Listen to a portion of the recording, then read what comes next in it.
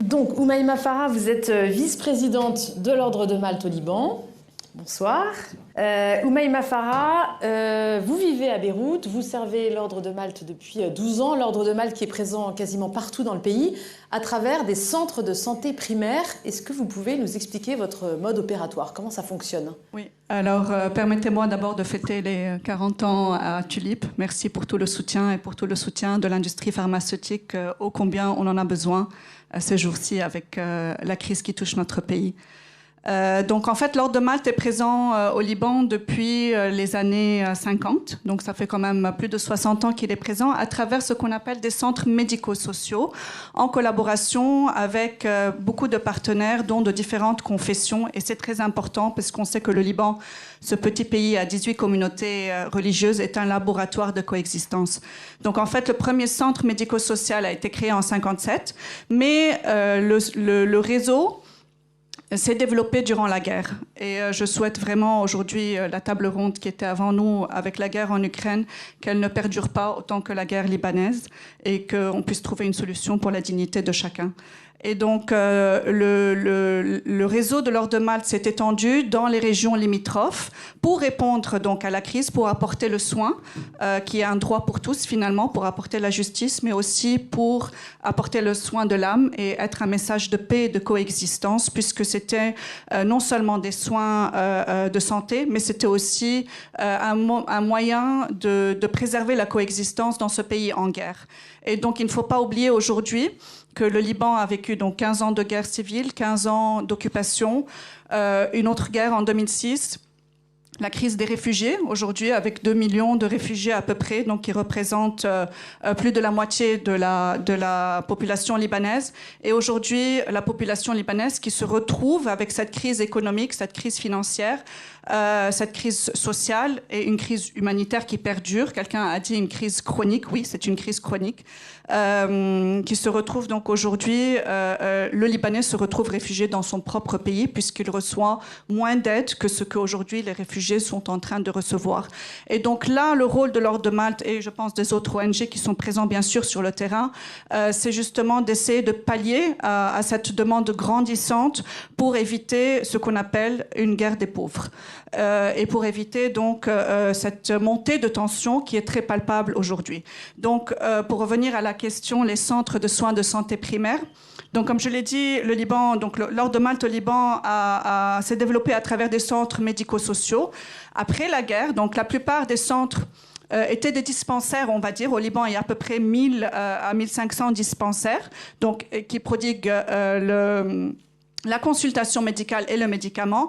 Mais après la guerre, donc le ministère de la Santé a repris un peu la main et en 2008 a instauré ce qu'on appelle le programme de soins de santé primaire et qu'il a légué aux ONG présentes ou qui étaient actifs sur le terrain au Liban pour gérer justement ces centres de soins de santé primaire selon les recommandations de l'Organisation mondiale de la santé et avec un système d'accréditation basé avec le ministère de la Santé, bien sûr, basé sur les normes canadiennes. Donc aujourd'hui, l'Ordre de Malte au Liban, à travers ses 40 projets sur l'ensemble du territoire, comme on a pu le voir dans la carte qui est passée, il a plus de 25 structures en fait qui offrent ces soins de santé primaire. Ça veut dire que c'est toute une panoplie de consultations médicales, mais aussi avec le médicament, le référencement, souvent au secondaire et tertiaire, les laboratoires, donc examens, etc.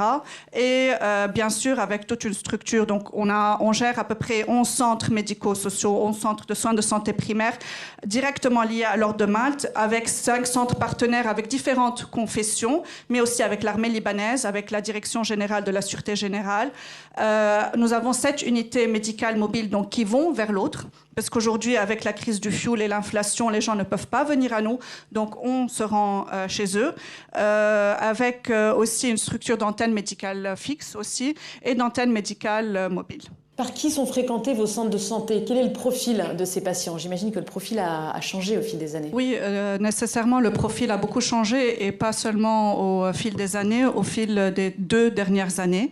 Donc, il y a eu un déclassement social inimaginable. Toute une classe moyenne qui avait donc travaillé toute sa vie, qui avait mis ses économies de côté, qui payait sa sécurité sociale. Aujourd'hui, elle ne vaut plus rien. Donc, les personnes qui pouvaient se le permettre, en général, le système n'est pas un système de santé publique au Liban, il est plus axé sur le privé. Et beaucoup de personnes, donc ces personnes-là de la classe moyenne, pouvaient se payer donc les assurances et aller se faire soigner dans le privé. Aujourd'hui, la sécurité sociale ne vaut plus rien.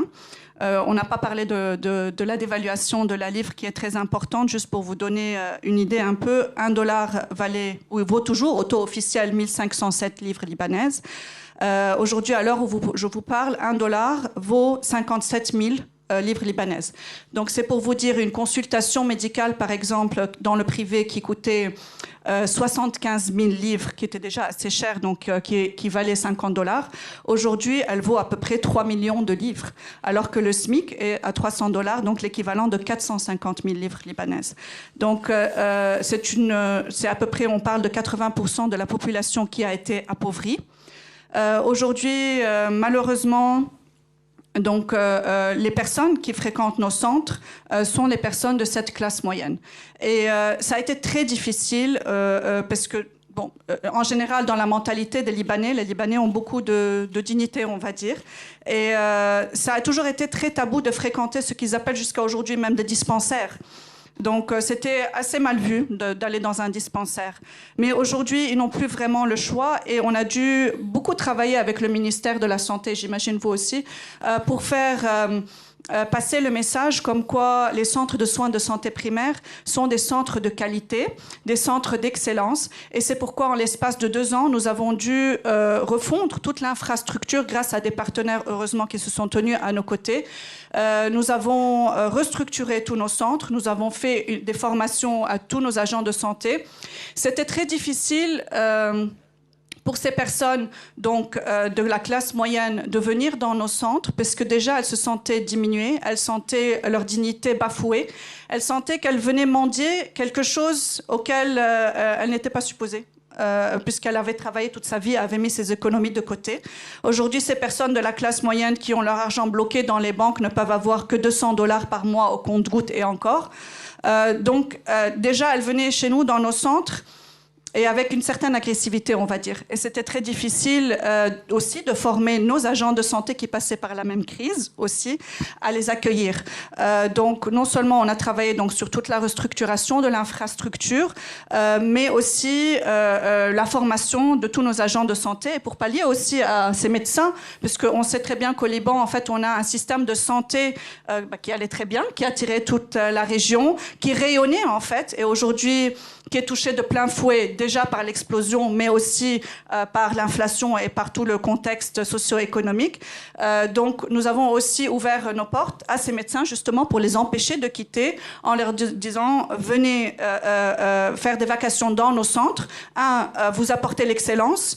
Et deuxièmement, je dois avouer aussi que le rôle de Tulip était très important, parce qu'à une époque où il y a une pénurie de médicaments, et on retrouve très souvent des médicaments génériques de très mauvaise qualité sur le marché et avec une très grande pénurie. En fait, les gens se sont repliés dans nos centres parce que de bouche à oreille, ils ont su qu'on avait un très bon médicament. Et donc, ce qui fait que les gens venaient d'abord chez nous dans nos centres pour acquérir le médicament de bonne qualité.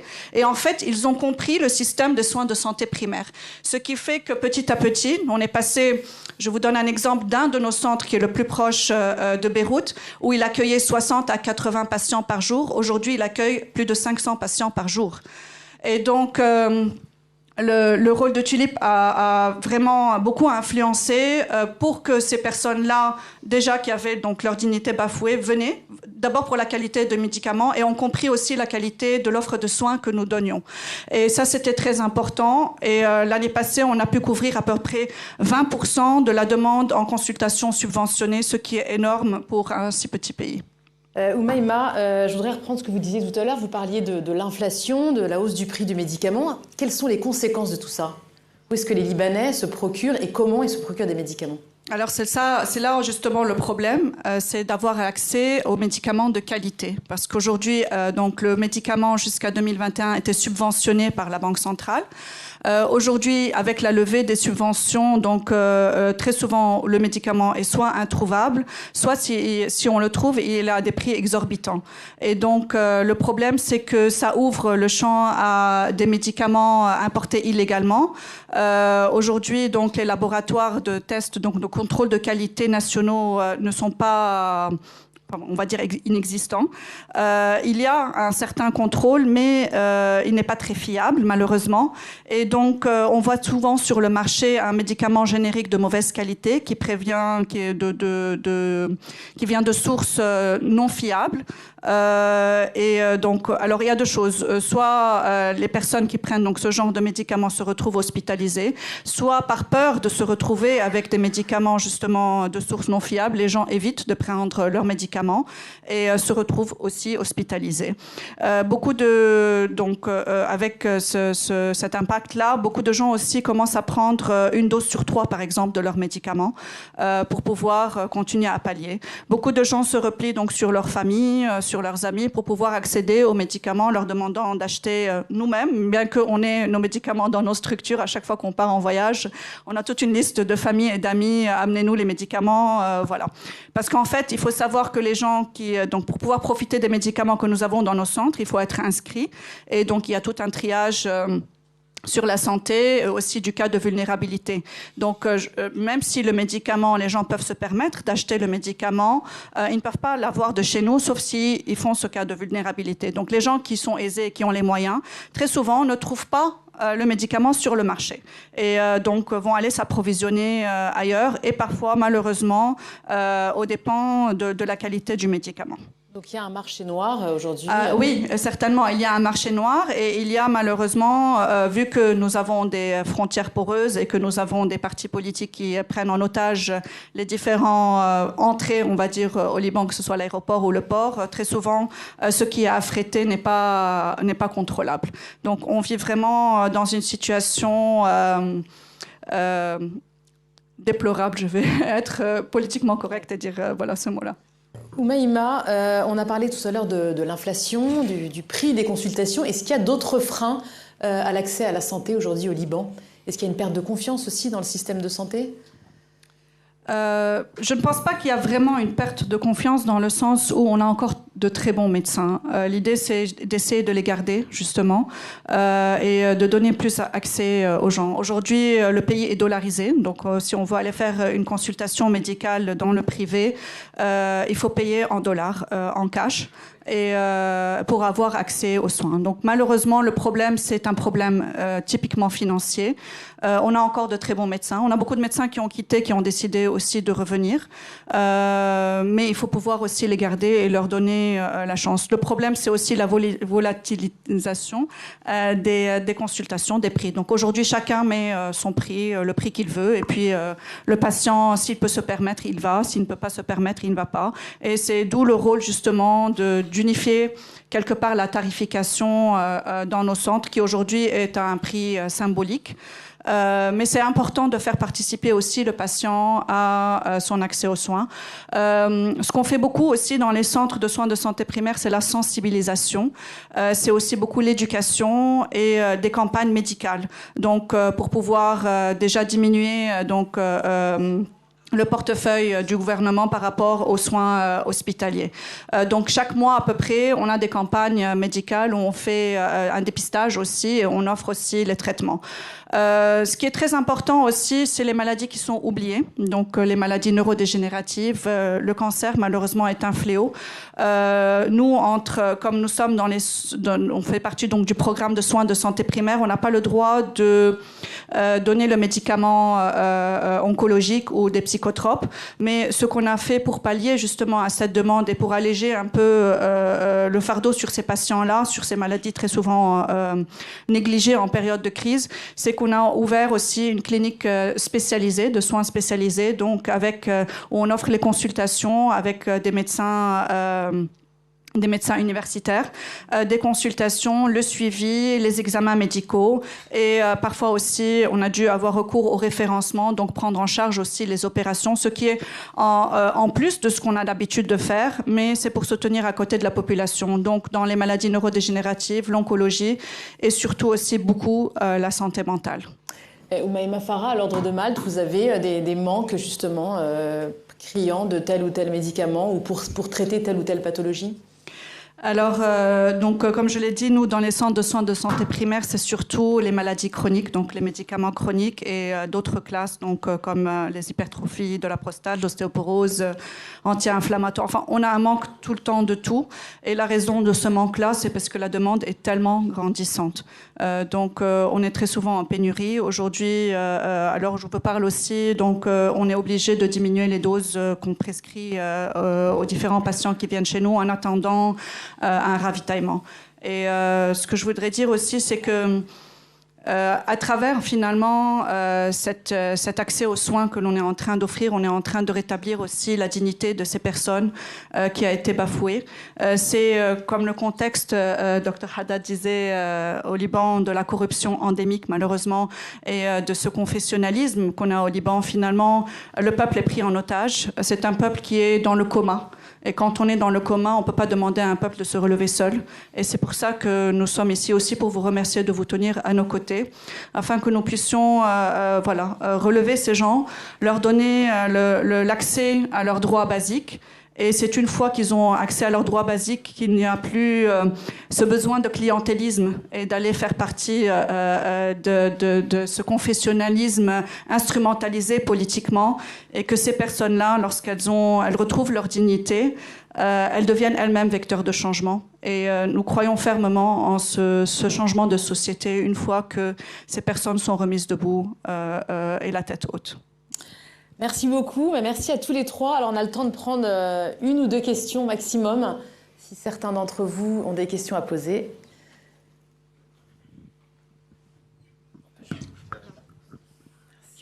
Oui, le Liban, c'est une formidable mosaïque de confessions religieuses. L'Ordre de Malte, c'est un formidable succès. Alors comment vous avez fait pour fédérer toutes ces communautés autour de ce projet Liban ? C'est un travail, je pense, de longue haleine, puisqu'on est présent quand même au Liban depuis 60 ans. D'abord, l'Ordre de Malte a une convention avec l'État libanais, donc c'est l'Ordre souverain de Malte avec la République libanaise. Nous travaillons très étroitement avec les différents ministères. Mais ce qui est très important, c'est l'Ordre de Malte est un ordre catholique, bien sûr, mais c'est une croix qui est ouverte à tous et qui a été implantée justement un peu partout sur l'ensemble du territoire libanais, dans les régions à minorité, justement parce qu'il y a toujours eu ce besoin d'aller vers l'autre, de s'ouvrir à l'autre. Donc l'idée n'est pas vraiment d'aller vers les minorités et de les ghettoiser. Au contraire, c'est de les permettre de s'ouvrir à l'autre, puisque comme le pape Saint Jean-Paul II a dit, le Liban est plus qu'une nation, c'est un message pour le monde. Et nous croyons fermement en ce message. C'est pour ça que nous avons développé beaucoup de partenariats avec les différentes confessions. Nous travaillons très étroitement avec la plus haute instance sunnite d'Al Fatwa. Nous travaillons avec les Druzes. Nous travaillons avec les chiites, avec la fondation Imam Sadr, avec laquelle nous avons une relation très étroite depuis plus de 30 ans. On voit de manière, on va dire, exceptionnelle peut-être, l'infirmière voilée qui porte la croix de l'ordre. En fait, dans les mentalités communes, on va dire, lorsqu'il y a une église, on voit une mosquée en face. Ce qui est beau avec le message de la croix de l'ordre, qui est un message d'amour, de paix, qui finalement est un pont avec toutes les différentes religions pour construire des ponts et détruire les murs. C'est justement ce message d'amour, de coexistence qui est à égale distance de tout le monde, ce qui nous a permis d'aller vers l'autre et de croire finalement et de défendre ce Liban pays message que je pense, si on lui donne le droit d'exister, peut devenir un modèle finalement pour la région et pourquoi pas pour le monde.